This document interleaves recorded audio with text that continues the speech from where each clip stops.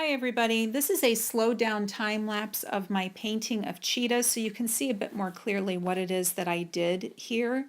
I started with the eyes using yellow ochre and black, and I came in with a Prismacolor pencil to add to the iris there.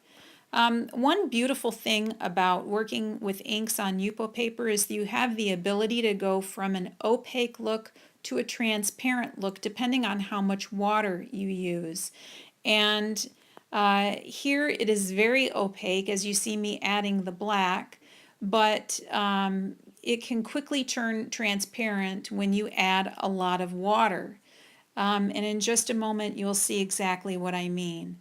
I'm using this hair dryer here so that when I move on to another section, it won't bleed from one end to the other. Here I added orange and yellow ochre and added a lot of sprayed water to my painting. And I'm using the hair dryer and a paintbrush to sort of guide the water around the remaining color there. And I have no idea how it's going to turn out. I'm just having faith that it will. And this is a great exercise for those of you who lack freedom and who want more of a loose look to your paintings. This is a great exercise to try. So here I am just working a little bit more on the face, adding a little bit more yellow ochre, and now I'm starting to add the black. You can't really see the hairdryer from there. It is. It's really out of the shot, but I'm using the hairdryer consistently to move that ink around.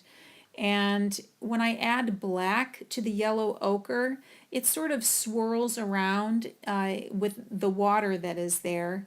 It sort of gives it more like a marbleized effect. And then you can let it dry slowly or use your hair dryer, and obviously it will move around considerably if you do that. So as I work on the eyes a little bit more, you can see it's becoming a lot more three-dimensional, a lot more realistic. And I like using the color Sepia by Dr. P.H. Martin's Bombay India ink. I will use that for shadow. It's great when you dilute it with water. It creates lovely shadows. That was my dog Emmy you just heard. Go lay down, honey. So let's see, where am I? The Prismacolor pencils here, you see me working in black. Black Prismacolors are excellent to use when you want to give a more realistic look. Let's say you're working on the eyes or any part of the face or whatever part that you want to have more realistic, less abstract. You dip the tip of the Prismacolor pencil in water and then just tap it to the yupo paper and it turns into something like a watercolor pencil. It is brilliant to use for shadowing. You can use it dry and you can draw right on the paper and it gives a very beautiful effect. So that is one tip that I have for you if you want to use that in your paintings. Not all Prismacolor pencils will work. However, some of them I believe are waxier than others, but black is a great one to use.